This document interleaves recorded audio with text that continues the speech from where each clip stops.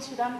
Alors, bienvenue aujourd'hui pour cette troisième projection de l'expérimental qui, cette année, donc notre thématique, c'est la danse, et plus spécifiquement la danse des corps.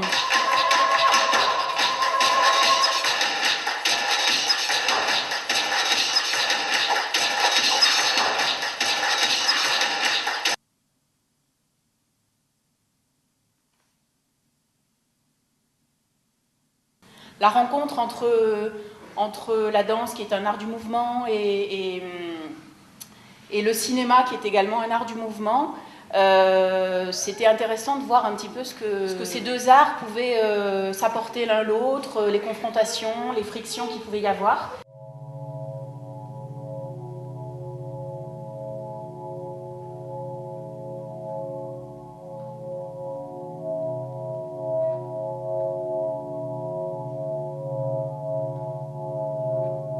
Voilà, un film expérimental, ce serait un film qui s'essaierait à d'autres types de narration que celui plus traditionnel, hérité de la littérature, du théâtre, qui est de raconter une histoire avec un début, une fin et des personnages. Disons qu'il y a vraiment une liberté dans la manière d'appréhender le cinéma et les thématiques, en général, je pense, ouais. Sans doute que la spécificité du cinéma expérimental, c'est de faire appel à des niveaux ou à des expériences sensibles légèrement différentes. On est plus dans la recherche dans la liberté d'expression et dans la sensation. Après, peu importe qu'on appelle ça expérimental, documentaire, des fois ça se croise, donc les frontières, elles n'existent pas vraiment.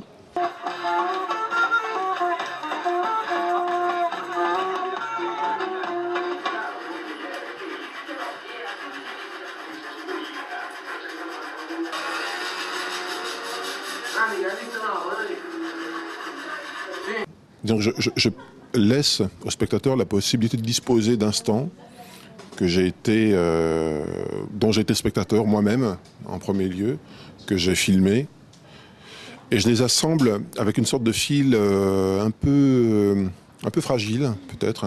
C'est-à-dire qu'il n'y a pas d'évidence, il n'y a pas forcément de raison à ce que ces différentes séquences soient les unes à la suite des autres. C'est une sorte de proposition que je pense assez généreuse, qui est de donner à voir la beauté des gens, quoi.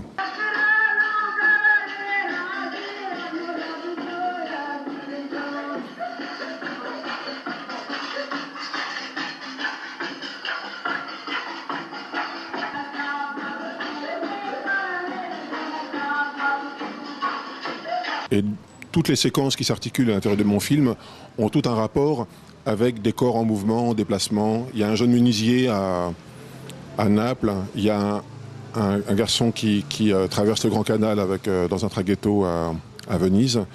Voilà, c'est une façon, disons, d'aborder, de regarder, de contempler des corps vivants, en mouvement, qui étaient dans une sorte comme ça de présence assez lumineuse, assez généreuse, que j'ai cherché à rassembler et à regarder. Le corps exprime toujours quelque chose en dehors de toute intention. C'est ce que disait Merce Cunningham, un des grands chorégraphes contemporains.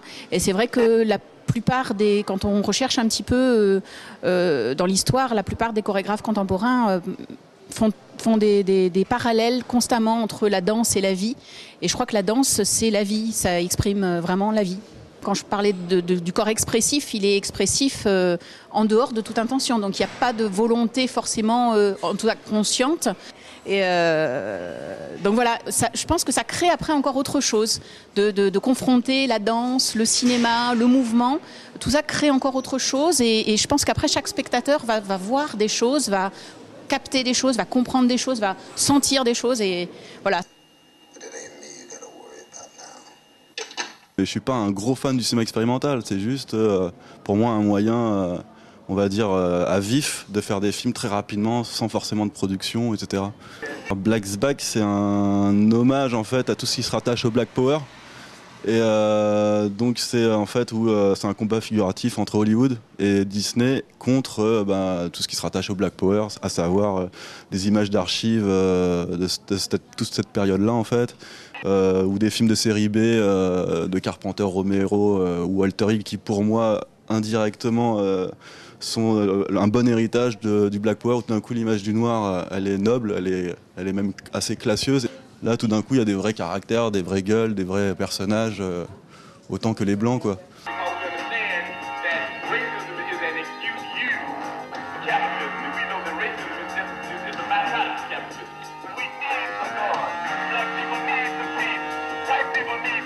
Il y a une lecture sous-jacente dans le film que normalement je suis pas censé dire et qu'on peut pas voir si tu veux. En fait, c'est une déception amoureuse. Le film est né d'une déception amoureuse. Et en fait, j'ai substitué ma misère affective vis-à-vis de la perte de l'autre avec la misère sociale d'une communauté qui est celle des Noirs américains dans cette période de pur militantisme, quoi, voilà, et dans laquelle je me suis vraiment retrouvé, quoi, pour évacuer ma rage, mes frustrations et mes déceptions, quoi.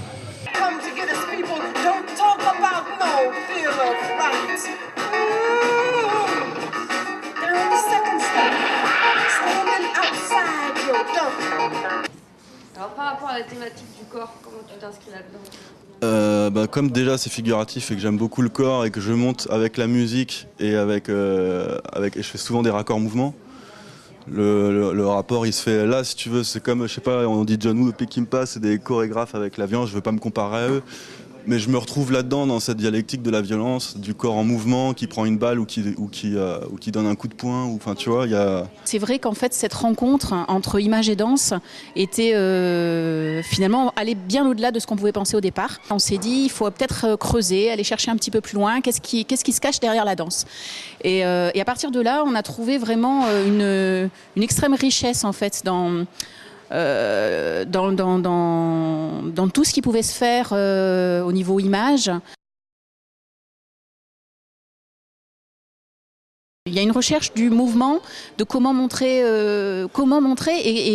et qu'est-ce qu'un corps en mouvement et de quelle manière un corps en mouvement va exprimer quelque chose, va dire quelque chose.